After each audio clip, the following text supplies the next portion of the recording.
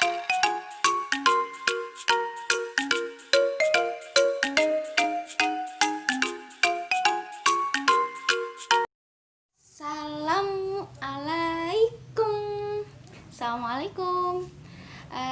Saya di sini akan memperkenalkan diri. Nama saya Siti Nur Afifah. Saya dari Prodi PGMI semester 7. Saya mahasiswa Institut Agama Islam Az-Zaitun Indonesia. Saya di sini akan membuat video dengan memenuhi tugas akhir Ta'limu Ta'alim, di mana pasal 13 ini menjelaskan tentang hal-hal yang mempermudah datangnya rezeki serta hal-hal yang menambah dan mengurangi umur. Kalian penasaran dengan isi video ini? Terus tonton video ini. Sebelum masuk ke isi video kali ini, saya akan mengulas sedikit tentang hal-hal yang mempermudah datangnya rezeki serta hal-hal yang menambah dan mengurangi umur, yaitu penjelasannya. Salah satu contohnya adalah contoh fakir ilmu. Nah, ada lagi selain contoh fakir ilmu itu, hal-hal yang menambah rezeki seperti ini. Wa anna yatakallam bi kalamati dunya ba'dal witir. Setelah mengerjakan sholat witir, jangan membicarakan masalah dunia. Jadi maksudnya apa? Jadi ketika kita melakukan sholat witir, itu lebih baik kita memperbanyak zikir, memperbanyak doa. Jadi ketika kita melakukan sholat witir itu jangan sampai membicarakan hal-hal yang tidak berguna seperti menonton TV, bergosip dan lain-lain. Wala yuksiru mujalasata anisai illa indal hajati. Dan jangan banyak bergaul dengan orang perempuan kecuali ada hajat. Maksudnya apa? Jadi ketika kita membutuhkan atau kita ingin bertemu, jangan berdua-duaan. Pasti ketiganya setan. Wa an yatakalama bikalamatin lagwin goirin mufidin lidinihi wa dunyahu. Dan jangan membicarakan masalah-masalah yang tidak bermanfaat baik untuk urusan agama maupun dunianya. Maksudnya apa? Hal-hal yang tidak bermanfaat bisa dengan perkataan maupun perbuatan. Apalagi kita sebagai seorang pelajar, hal-hal yang dapat menambahkan rezeki, salah satunya tidak membicarakan masalah agama maupun dunianya. Wakila manista gola bima layaknihi yafutuhu mayaknihi. Ada yang berkata, barang siapa yang sibuk mengerjakan sesuatu yang tidak berguna, maka dia kehilangan sesuatu yang berguna baginya. Maksudnya apa? Saya memberikan salah satu contoh. Ketika kita melihat orang, dalam hati kita ngelihat orang itu, dia kok jago masak, dia kok cantik, dia kok pinter. Nah, habis itu dia tidak sadar sebenarnya dia itu punya kelebihan yang lebih besar dibandingkan orang yang tadi dia lihat. Qala Bazra Zamhar, idza rajula yuksiru kalama fastakin bijununihi. Dari Imam Bazra Zamhar, jika kamu melihat orang yang banyak bicara, maka ketahuilah bahwa dia orang gila. Maksudnya apa? Misalnya saya bertanya kepada Eva, kamu habis dari mana? Terus Eva jawab, saya habis dari pasar, saya habis beli sayur, saya habis beli buah-buahan, di sana lagi murah-murah loh harganya. Nah, jadi sebenarnya saya itu nanya ke Eva, kamu habis dari mana? Kan cukup dia jawab, saya habis dari pasar, gitu. Jadi berbicara seperlunya aja, jangan sampai kemana-mana gitu. Qala Ali radhiyallahu ta'ala anhu, idza samal aqlul naqasa kalamu. Dari Ali radhiyallahu ta'ala anhu, sempurna akal seseorang, niscaya ia sedikit bicara. Maksudnya apa? Jadi ketika kita menjelaskan sesuatu kepada seseorang dengan tutur kata, dengan bahasa yang sedikit namun dapat difahami oleh seseorang tersebut. Qala musannifu rahimakumullahu ta'ala ittafaquli fi hadal makna syair. Penyusun kitab ini berkata, perkataan Sayyidina Ali tersebut sesuai dengan kandungan syair ini. Dan syairnya seperti ini. Idza sama aqlul mar'i qala kalamu. Jika sempurna akal seseorang, maka ia sedikit bicaranya. Sedikit bicaranya maksudnya baik perkataannya, baik ucapannya, baik tutur katanya itu tidak menyakitkan, tetapi dapat menyejukkan dan dapat menyenangkan. Wa in bihum kilmar'i in kana muksiron. Dan ketahuilah bahwa orang yang banyak bicara hakikatnya adalah orang bodoh. Bisa dilihat melalui sikapnya maupun kata-katanya. Anutku zainu wa sukutu salama. Dari penyair lain berkata, berbicara itu laksana hiasan, sedangkan diam adalah keselamatan. Maksudnya, kita berbicara seperlunya, jangan dilebih-lebihkan. Jadi jangan terlalu membicarakan hal-hal yang sebenarnya tidak bermanfaat, hal-hal yang harusnya tidak dibicarakan tetapi dibicarakan. Fa idza nataqtu fala takunu miksaron. Oleh karena itu, jangan banyak bicara, bicaralah seperlunya. Contohnya, saya menanyakan kepada teman saya, kamu habis dari mana? Saya habis dari pasar. Nah, seperti itu contohnya. Jangan banyak bicara, bicaralah seperlunya. Ingat ya. Ma'in nazim ta'ala sukutin marotan. Kamu bisa menyesal 1 kali karena diam.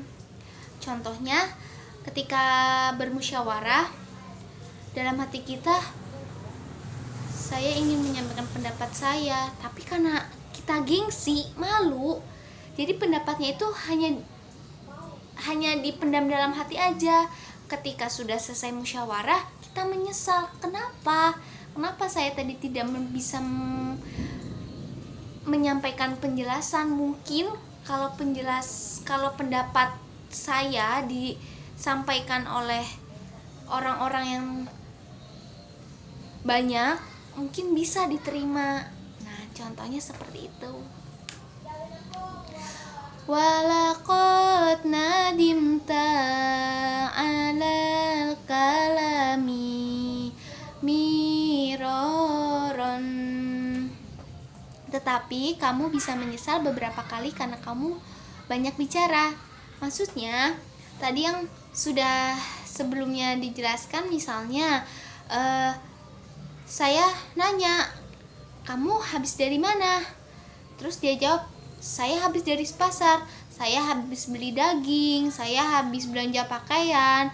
Tadi di sana dagingnya masih segar-segar loh. Terus tadi di tempat pakaian masih banyak barang-barang yang baru. Sebenarnya hal-hal itu tuh tidak penting. Yang penting ditanyakan oleh temannya itu, kamu habis dari mana? Nah, dia cukup jawab, saya habis dari pasar. Ketika sudah selesai menyanyikan sebuah syair, kali ini saya akan membacakan doa-doa, di mana doa-doa ini dapat menambahkan rezeki.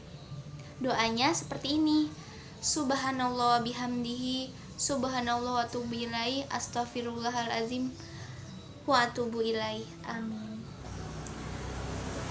Oh ya teman-teman, doa ini bisa kita baca di waktu pagi dan sore hari. Mari kita angkat kedua tangan kita dan Doanya itu seperti ini. La ilaha illal halqul haqqul mubin. Artinya, tiada Tuhan melainkan Allah, Allah yang Maha Raja, Allah yang Maha Benar, Allah yang Maha Pemberi Penerangan. Amin. Dan doanya bisa kita baca sebanyak 100 kali. Setiap fajar kita juga bisa membaca doa, dan doanya Alhamdulillahi wa subhanallah wa la ilaha illallah 33 kali setelah sholat, dilanjut dengan istighfar sebanyak 70 kali setiap hari, dan perbanyaklah membaca la haula wala quwata illa billahil aliyil azim. Dan perbanyaklah membaca sholawat setiap hari Jumat. Bacaannya seperti ini: Allahumma aghnini bihalalika an haramika waqfani bifadlika aman sauki. Dilanjut dengan membaca puji-pujian setiap hari sebanyak 70 kali, dan puji-pujiannya seperti ini: Antallahul azizul hakim, Antallahul malikul kudus, Antallahul halimul karim. Yang artinya, Engkaulah Allah yang maha perkasa, yang maha bijaksana, Engkaulah yang maha raja, maha suci, maha penyantun, dan maha mulia. Dipersilahkan kepada teman-teman yang sekiranya ingin ditanyakan kepada saya, dan mungkin ada yang belum paham tentang apa yang sudah saya sampaikan tadi. Akan tetapi saya memberikan 3 orang terlebih dahulu untuk yang bertanya.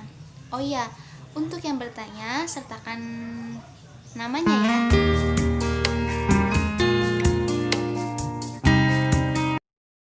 Perkenalkan, nama saya Nur Aini. Saya ingin bertanya kepada Siti Nur Alfifah, apa yang dapat mempermudah datangnya rezeki? Tolong dijelaskan. Saya akan menjawab pertanyaan dari Kak Aini.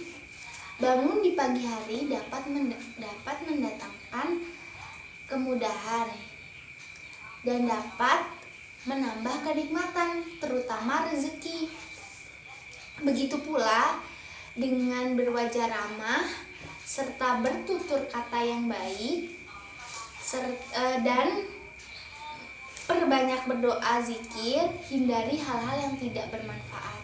Sekian. Bismillahirrahmanirrahim. Saya Eva Madani. Saya ingin bertanya mengenai materi yang telah dijelaskan oleh saudari Siti Nur Alfifah. Yang ingin saya tanyakan yaitu, Siti, apa maksud dari kalimat bicara laksana sebuah hiasan? Terima kasih. Saya akan menjawab pertanyaan dari Eva Madani. Berbicara laksana hiasan. Bertutur katalah yang baik. Bertutur kata yang baik yang dapat menyejukkan hati, yang dapat menenangkan, serta tidak menyakitkan. Karena apa? Ucapan adalah doa. Jadi apa yang kita ucapkan itu adalah sebuah doa yang akan balik kepada diri kita sendiri. Siti, aku mau nanya nih, rezeki itu kan datang nggak tentu kan? Nah, tapi ada nggak sih waktu mustajab yang dapat menambah datangnya rezeki gitu? Tolong dijawab ya. Di sini saya akan menjawab pertanyaan dari Silmi. Kapan waktu mustajab untuk menambah rezeki? Baik, saya akan menjawab. Yang pertama ada di pagi hari, dan yang kedua ada di malam hari. Untuk pagi harinya seperti sholat duha, dan untuk malam harinya seperti sholat tahajud. Untuk sholat duhanya ada doanya. Doanya seperti ini: La ilaha illal malikul haqqul mubin. Yang artinya, tiada Tuhan melainkan Allah, Allah yang maha raja, Allah yang maha benar, Allah yang maha pemberi penerangan. Dan untuk malam harinya kita bisa membaca atau perbanyak bersolawat dan membacanya seperti ini. Dan doanya seperti ini. Allahumma aghnini bihalalika an haramika waqfani bifadlika aman sauki. Sekian yang bisa saya jawab, Silmi. Terima kasih.